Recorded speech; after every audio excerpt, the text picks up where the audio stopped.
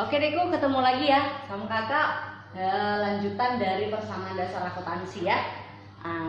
Sebelumnya kan kita udah bahas persamaan dasar akuntansi, yaitu transaksi-transaksi yang mempengaruhi posisi harta, utang, dan modal.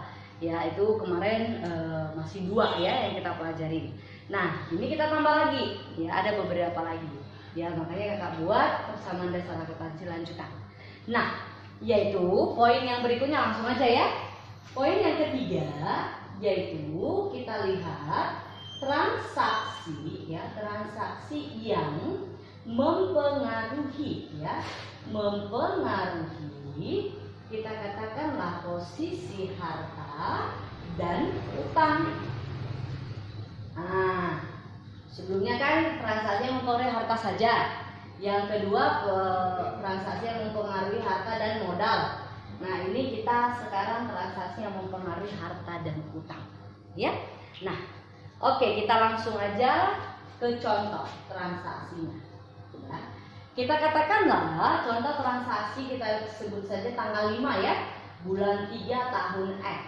Nah, kita katakanlah dibeli ya, dibeli, kita sebut saja dibeli peralatan ya, dibeli peralatan sebesar ya, kita katakanlah sebesar 5 juta ya, 5 juta. Kemudian ya dibayar, kita katakanlah secara ya, secara kredit. Nah, dibeli peralatan sebesar 5 juta secara kredit. Maka kalau ini kita analisis ke dalam persamaan dasar ya, analisis persamaan dasar akuntansinya, maka ingat peralatan itu akun apa? Dan itu bagian dari akun harta. Nah, kita beli berarti harta kita bertambah. Ingat ya, semua yang kita beli sudah pasti menambah harta kita. Sudah dibeli peralatan berarti di sini harta kita bagaimana? Bertambah dalam bentuk peralatan ya. Berikutnya kita beli secara kredit, artinya belum kita bayar. Nah, apapun yang belum dibayar berarti akan muncul utang. Nah, maka utang kita pun bertambah ya. Utang kita bertambah. Nah, maka sebesar berapa? Nah, kita kan beli tadi 5 juta. Nah, berarti utang kita pun bertambah sebesar 5 juta. Inilah yang kalau dikatakan dengan mempengaruhi harta dan utang. Oke? Berikutnya ya, kita akan lihat transaksi yang keempat, yaitu ya, ketika dia nantinya ya, transaksi ya yang mempengaruhi ya, mempengaruhi, kita sebut saja mempengaruhi 3 posisi ya, posisi keuangan. Nah, tapi masih tetap dia dalam cakupan 2 akun ya. Nah, 3 posisi keuangan, cakupannya masih tetap 2 akun. Contohnya bagaimana itu Kak? Kita lihat yuk contoh transaksinya ya. Kita sebut saja tanggal 6 bulan 3 tahun X ya. Kalau kita katakanlah masih tetap dibeli ya, dibeli, kita sebut saja ya, kita beli peralatan ya, peralatan lagi nih ya, kita beli peralatan yaitu 5 peralatan, yaitu 5 unit komputer contohnya ya, 5 unit komputer dengan harga, nah, kita sebut saja harganya 10 juta ya, 5 unit komputer dengan harga 10 juta. Kemudian dibayar ya, dibayar kita sebut saja 3 juta.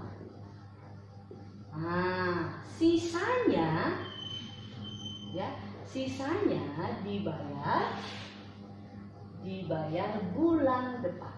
Nah, kalau kalau ada begini bentuk transaksi, dia tetap mempengaruhi dua akun, tapi ya ini sudah ada 3 posisi yang dipengaruhinya. Coba kita buat maksudnya kayak mana sih itu kan gitu ya. Nah, maka kita analisis di dalam persamaan dasar akuntansinya ya. Ingat tadi bahwa kalau hampir sama ini ya, dibeli ya. Nah, berarti kalau dibeli berarti harta kita bertambah ya.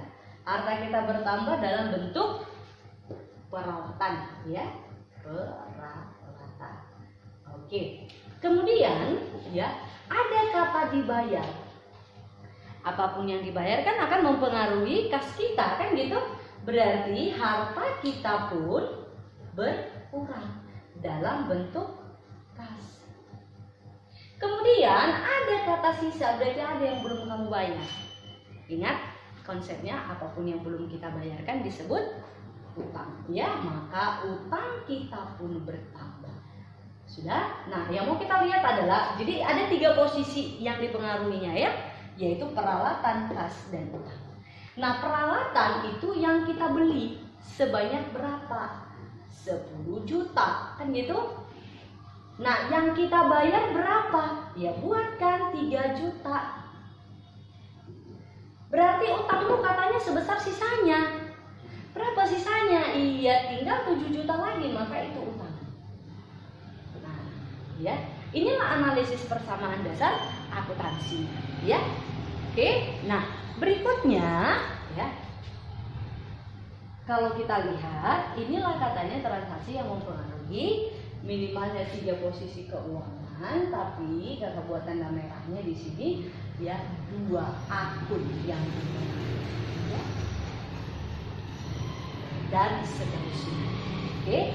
Nah, itulah ya transaksi-transaksi yang mempengaruhi kita katakan posisi keuangan. Nah, kita akan lihat yang berikutnya ya, yang kelima. Ya. Gimana kalau kita katakan ya, yaitu ada transaksi yang mempengaruhi kita katakanlah mempengaruhi utang dan modal. Nah, gimana transaksi yang mempengaruhi utang dan modal? Oke, kalaulah kita buat contohnya ya. Contoh transaksinya kita katakanlah tanggal 7 bulan 3 tahun X ya. Kalaulah kita katakan yaitu kalau kita buatkan begini, utang kita masih ada beban listrik, air, telepon yang belum dibayar ya. Jadi kalau ada begini masih ada ya beban, kita sebut saja listrik, air, dan telepon. Kita katakanlah sebesar 3 juta. Maka ini akan mempengaruhi modal dan utang saja. Yaitu ya, kalau kita buatkan analisis di dalam persamaan dasar akuntansinya adalah ya, yaitu bahwa beban itu kan masih ada beban. Berarti ini kan masuk ke beban. Ingat, beban tadi hanya mempengaruhi yaitu ekuitas ya, harta dan ekuitas. Berarti di sini dan masih ada, berarti masih terutang. Maka di sini nanti utangnya bertambah ya, dan modalnya berkurang.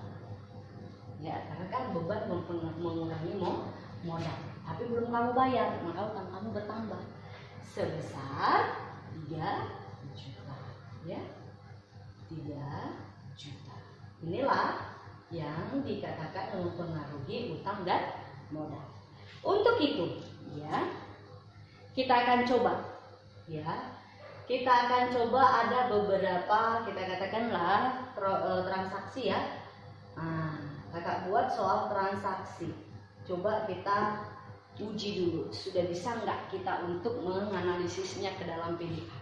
Oke, aku bikinkan begini.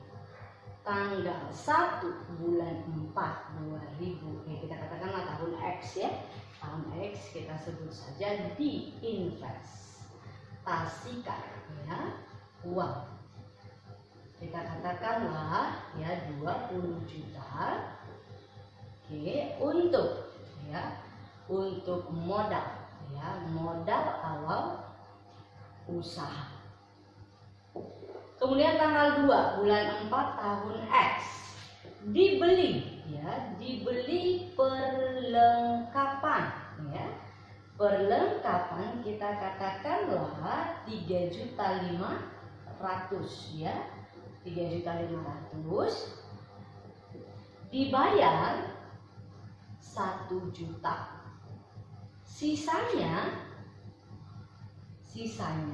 dibayar ya, dibayar kemudian. Oke. Kemudian kita masuk tanggal 3 bulan 4 tahun X. Diterima ya, diterima pesanan ya dari pelanggan ya. Pelanggan kita katakanlah ya, diterima pesanan dari pelanggan itu 7.500.000.